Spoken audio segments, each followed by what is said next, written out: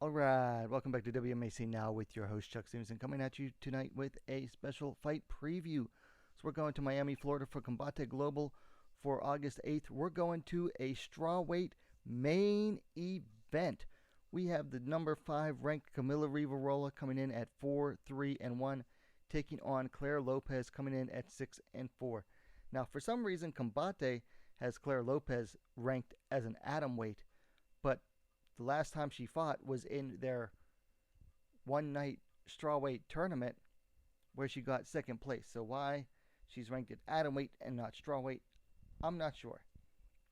But either way, this is a fight that does have ranking implications for the Combate Global strawweight division.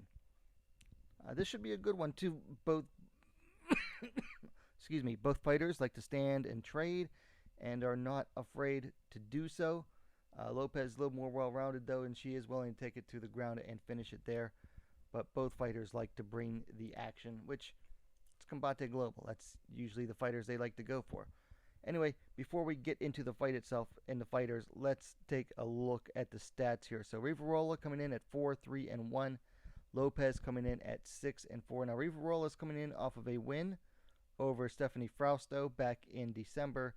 Before that, had a split decision loss to number 1 ranked strawweight Carolyn Gallardo. Now, Lopez, she hasn't fought since August when she fought in the one night tournament. She defeated Karen Cedillo via decision, Paulina Vargas via, this says TKO, but I believe it was submission, and then Yasmin Hawagi via, she lost in the finals to Yasmin Hawagi. So, both fighters have some mixed momentum coming into this bout. Now, Lopez is the elder by 1 year. She's 33, and Topology doesn't list it, but Rivarola is 32. Looks like Rivarola is the taller fighter at 5 feet 5 inches, 164 centimeters, to Lopez is 5 feet 2 inches, 157 centimeters.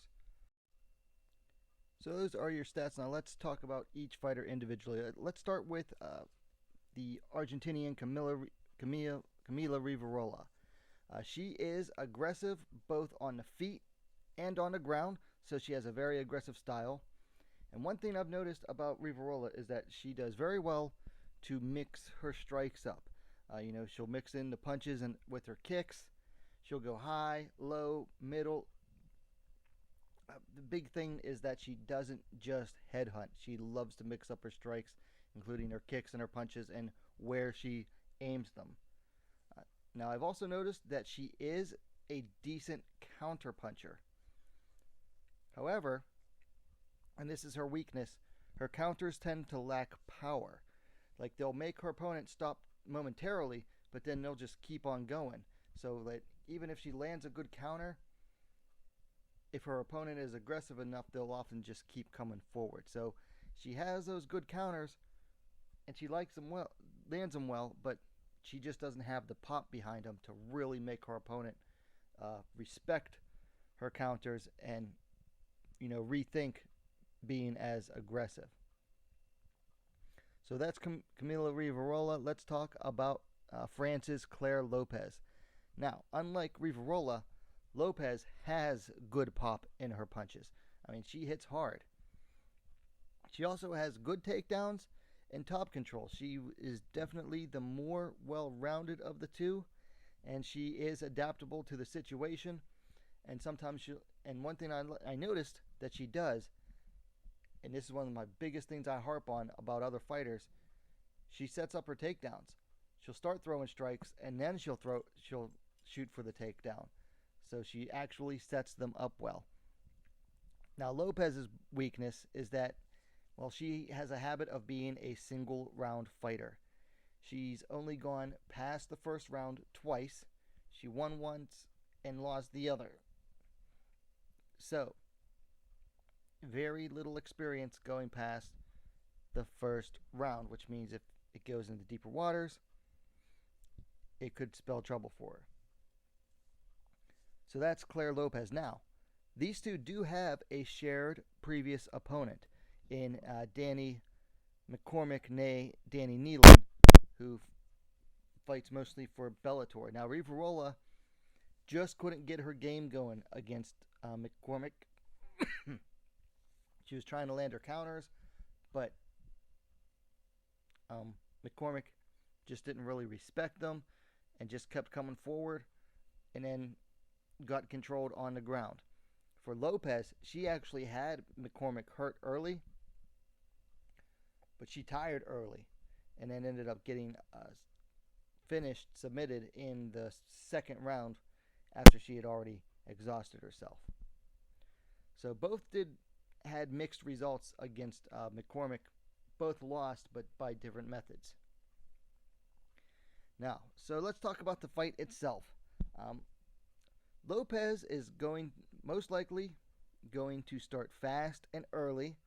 She's going to start unleashing her strikes and looking for takedown opportunities. Now, Rivarola needs to weather the early storms, make Lopez respect her striking. Like I said, she doesn't really have the pop that Lopez does, but Rivarola needs to make her respect her strikes and respect her counters. Now, the longer this fight goes, the more it tends to favor Rivarola. So if she can, she needs to draw it out. For Lopez, she needs to use her strikes to set up her takedowns and look for a finish on the ground. The earlier, the better, because of her seemingly very limited gas tank.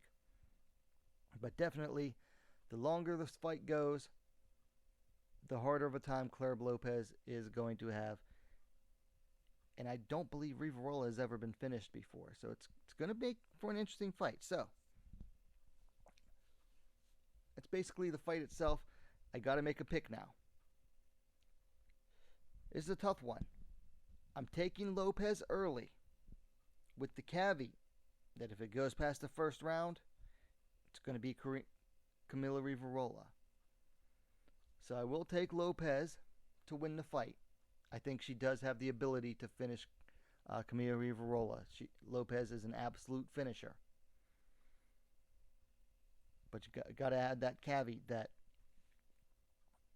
the longer it goes, the more it is going to favor Rivarola.